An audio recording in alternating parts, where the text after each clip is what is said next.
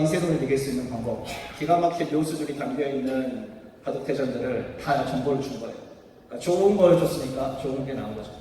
그래서 가을매직, 가을매직은 나쁜 거 쓰레기를 주면 쓰레기가 나온다는 거예요. 그러니까 인공지능에 좋은 거를 줘야 이게 좋다라는 걸 아는 거고, 쓰레기를 주면 내가 결과를 내주는 게 쓰레기 같을 수 있다는 거죠. 여러분들 오가닉 주스를 착즙해가지고 되게 건강하게 마시는 게 한때 유행이었는데, 오가닉 주스를 마실 때 여러분들 다 확인하죠. 어떻게 이게 농약은 치지 않았는지, 정말 오가닉 제품인지, 좋은 제품을 착즙을 해서 마셔야 사실 여러분들이 좋은 거, 몸이 좋다라고 결정을 내릴 수 있지 않겠습니까? 공사 관장들에서 30대 중반이었는데, 20대 중반이죠. 20대 중반인 사람이 굉장히 열심히 일을 하는 사람이었고, 그 사람이 그 당시에는 옛날이라서 다이나마이트 폭파시킨 다음에 길을 갈아놓는 이런 일들을 진행했거든요. 지금이야 뭐 건설 장비가 파는 데는. 그래서 이제 이 쉬는 시간에 구멍에 폭발물들이 있나 이런 것들을 체크하고 표면을 고르게 하기 위한 작업들을 이렇게 세팅을 하면서 갑자기 이제 폭발하는 거예요. 이렇게 쇠 막대기를 찍었는데 이게 바위 갑자기 폭발하면서 쇠 막대기가 폭발하기 위해서 이 사람 머리를 관통한 거죠. 이게 이제 사이언스 논문에 나오는데 이분이시죠. 지금 눈에 이렇게 되어 있는데 이게 머리 앞쪽 전두엽, 여러분 전두엽 얘기 많이 들어보셨죠? 뭔가 하면 다 전두엽이라고 하잖아요. 뭔가 다 관련되는 전두엽이 맞는데 이 전두엽과 관련되어 있는 부분들이 관통이 됐다는 거예요. 그래서 이 사람이 이제 기적적으로 살았어요. 이 닥터가 굉장히 잘 고쳐줬나 봐요. 아니면 특별한 어디선가의 은혜를 받아서 은총을 받아서 그 사람이 굉장히 잘 나왔는데, 이 사람이 완전히 회복되고 나서 살았는데 이 사람의 태도가 바뀐 거예요. 굉장히 열정적이고 굉장히 성실하고 굉장히 다른 사람들에게 예의 바른 사람인데, 이 사람의 술, 도박 이런 것들에 대해 굉장히 방탕해지고 태도가 너무 안 좋아진 거죠. 그래서 이 사람을 아는 모든 사람이 한마디 했습니다. 이 사람은 더 이상 피니어스 케이지가 아니다. 여러분, 이게 여러분이 다 오십니다. 여러분들이 100세가 됐어요. 100세까지 건강하게 몸을 가지고 건강하게 살고 있는데, 어떤 사람이 정신질환을 앓고 있거나 어떤 사람이 치매를 가지고 굉장히 살아가는 다른 사람이 돼서 100세까지 계속 살아가야 된다는 이런 문제들이 우리에게 점진적으로 이제 다가오고 있다는 얘기를 제가 말씀드리고 싶습니다. AI라는 거는 여러분들 엑셀이랑 비슷해요. 여러분들 이렇게 생겼습니다. 형태를 보여주는 거죠. 치매 같은 경우는 좀 좋아요. 치매 같은 경우에는 기억을 관장하는 내용이 이렇게 조금 작아지거든요. 그러면 눈이 막 보이는 형태한 가지고 알 수 있는 것들이 크고, fMRI라는 걸 얘기 들어보시겠지만 이는 펑셔널 MRI에서 뇌에서 혈액이 얼마나 흐르면서 세포가 좀 소비하고 활동하고 있는가, 그래가지고 내 언어의 활성을 이제 보고 있는 거죠. 여러분, 이렇게 간단한 데이터를 찍을 것인가, 아니면 비싼 분 주고 MRI를 찍을 것인가, 이런 것들도 여러분들이 어떤 진단 시스템을 구축할 때 생각해봐야 되는 주제입니다. 그래서 브레인 하는 사람들이 최근에 네트워크 기술을 많이 융합이 되어 있습니다. 기술의 기술 융합입니다. 그래서 지금 생각하고 있는 유전자와 뇌파와 뇌영상의 이제 융합을 통해서 어떤 것들을 할 수 있을까라는 것이죠. 그래서 이쪽으로는 여러분들이 봤던 것처럼 그냥 찍어가지고 MRI를 통해서 구성하는 거고, 이쪽은 치료 데이터를 fMRI를 분석해서 얘기가 조금 알려주니까 여러분들이 눈동자가 흔들리시는데 그냥 이런 게 있습니다. 뇌파를 찍으려면 ADH 같은 경우는 청소년에는 이렇게 다 있는데 ADH를 찍어보니까 아까 피니어스 게이트 전두엽 때문에 이런 분들이 많이 생각이 많이 바뀌어있죠. 이런 것들을 통해서 지금은 여러분들 정신과에서 좀 색다른 접근 방법이 나오고 있습니다. 접근 방법이 나오고 있다는 것은 이분들이 실제로 적용해 보려고 노력 중이고 기술이 개발 중이라는 거죠. 저가 생각하는 거는 이것을 조금 더 앞서 가서 제가 볼 필요가 있다는 것입니다. 자, 엑스하이머 같은 경우에 이제 종류가 되게 많다고 말씀드렸죠. 여러분 상황이 어떤 상황인지를 운영을 해요. 이게 서버 없이 가능하냐? 보통 서버에서 많은 서비스들을 제공을 하는데 저희는 서버 없이 서비스를 제공합니다. 그래서 장점은 뭐냐면 개발자 측면에서 보면 저희가 서버를 신경 안 써도 돼요. 저희가 개발할 때 그냥 오로지 사용자들이 뭘 요구하느냐 그것만 신경 씁니다. 서버 딴 신경 쓰는 게 너무너무 많아요. 개발할 때. 그런데 시간도 줄일 수 있고 더 많은 정보와 더 많은 서비스를 회원들한테 신속하게 저희가 제공할 수 있죠. 그래서 이 서버리스 백엔드도 상당히 중요한 포인트다. 저희 기술적인 입장에서는. 네. 그리고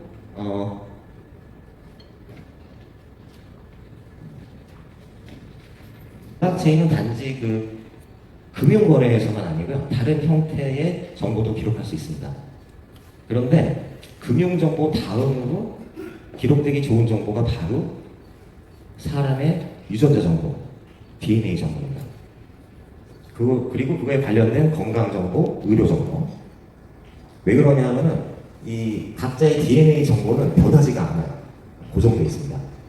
그래서 이 블록체인 속성에 너무 딱 맞다. 유전자 정보를 저장하기에. 그래서 저희가 블록체인을 사용하고 있습니다.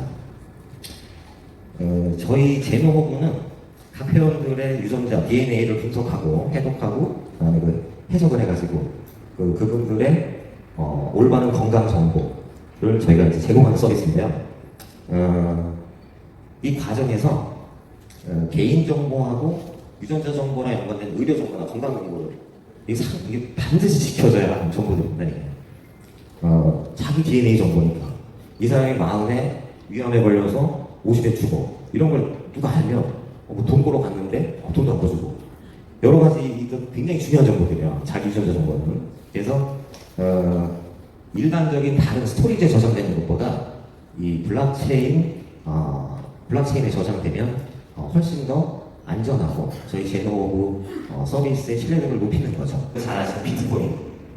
제가 뭐 얼마에 팔았고, 얼마에 샀고, 얼마 올랐고, 누구한테 송금했고, 이런 모든 금융 정보들이 그 메모장에 다 적혀요. 적혀가지고 암호화돼 있죠. 그래서 그 비트코인이 초기에 블록체인을 이용한 저장소를 이용한 그 첫 번째 예죠. 그래서 그 메모장들의 그 블록체인을 메모장들의 비트코인 그 자산의 흐름 정보들이 쭉 적힌 단순한 장부죠, 장부. 그런데 야 이거 봤더니 신뢰성이 너무 좋아. 내가 해준 것도 없는데 나한테 이런 제공 서비스를 제공을 하다니 조금 가서 보니까 내 걸 가지고 엄청나게 돈을 버는 거예요. 페이스북이 생기기 전에 이런 일이 있어요. 어떤 누구 스타를 몰래 따라다니면서 사진을 몰래 찍어요. 파파라치가 몰래 찍어가지고 잡지사하고 이제 딜을 해요. 야 내가 누구랑 만나서 커피 마시러 갔는데 얼마에 사라. 그럼 잡지사는 사죠. 왜? 잡지 부수를 늘려야 되니까. 사가지고 싣고 그 밑에 자기들 마음대로 씁니다. 그 사람이 누구든 관계없어요. 일단 써요. 그래서 잡지 쫙 팔아요. 한 번 한 거예요. 그 시대가 지나고 나니까 스타가 자기가 올려요. 페이스북에. 그러니까 자기가 올리고 자기가 써요. 나 오늘 뭐 했다. 그리고 나는 그러니까 그 팬은 그 팔로워들은 그 사람을 아침 하나 봐야 돼요. 오늘은 뭐 했나? 오늘은 뭘 드셨나? 나의 BTS는 오늘 뭘 드셨나? 그러고 나서 또 지나니까 가면서 내가 왜 저 사람들이 돈 버는데 내가 왜 자꾸 데이터를 제공을 하지? 계속 오고 데이터 수가 늘어나기 시작을 하니까 그 사람들 그걸 가지고 광고도 넣고 뭐 얼마 전에 페이스북 같은 경우는 히어링에 또 갔죠. 데이터 너무 많아. 니들 오픈해봐. 못하죠. 이겼어요. 이겼다기보다는 뭉개고 가는 거예요. 사기업이니까. 카카오나 뭐 네이버는 국내 회사니까 제가 뭐 얘기를 할 수는 없고 되게 비슷합니다. 그래서 페이스북한테 물어봤어요. 너희들은 뭐 때문에 성공했냐? 우리 싸이월드도 옛날에 있었는데 그게 더 좋았는데 음악도 나오고 친구들하고 바로 얘기도 하고 근데 자기들은 대담하고 자기들 강한 거에 초점을 맞추고 빨리 움직이고 오픈하고 사회적인 가치를 창출한답니다. 사회적인 가치 창출. 어렵지만 이게 굉장히 중요한 일이에요. 가치 창출. 유전자 데이터는 단독으로 존재하는 데이터는 아무런 가치가 없어요. 내 유전자를 가지고 내가 어디 팔 수도 법적으로는 사고 파는 것도 안 됩니다. 그리고 개인 유전자는 소유권은 그 개인에게만 있어요. 누군가가 그거를 사용할 수도 있고 열람할 수는 있어요. 법적으로는 그래요.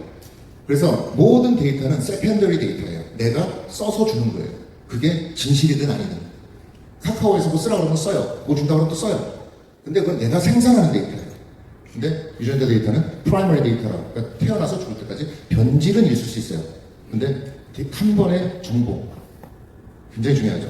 그러니까 페이스북에 이름과 전화번호 정도 넣어놓는 거 하고는 상대도 안 되는 가치죠.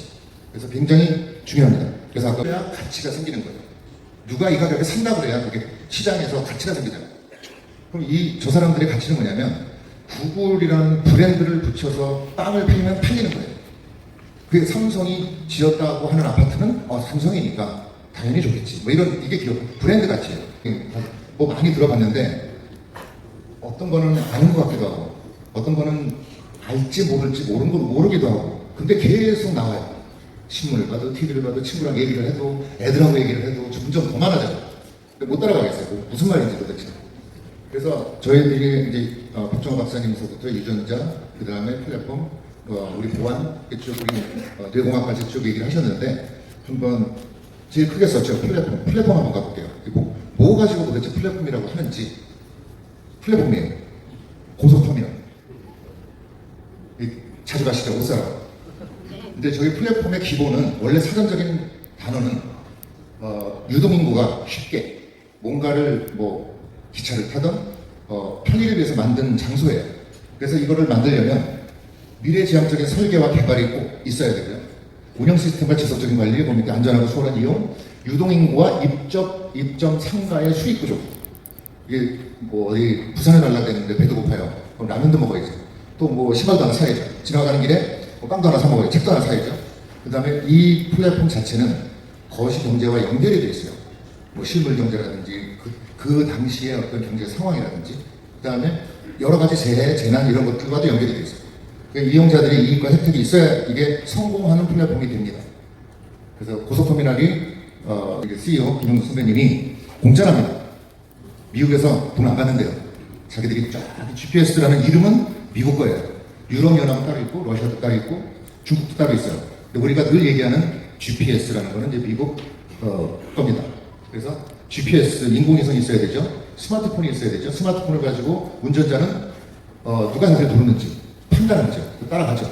승객은 자기가 부른 택시가 어디까지 왔는지 정도가 아니라 누가 오는지 잘생긴 사람이 오는지 못생긴 사람이 오는지 거부할 권리도 있어요. 또 운전자도 안 갈 권리도 있어요.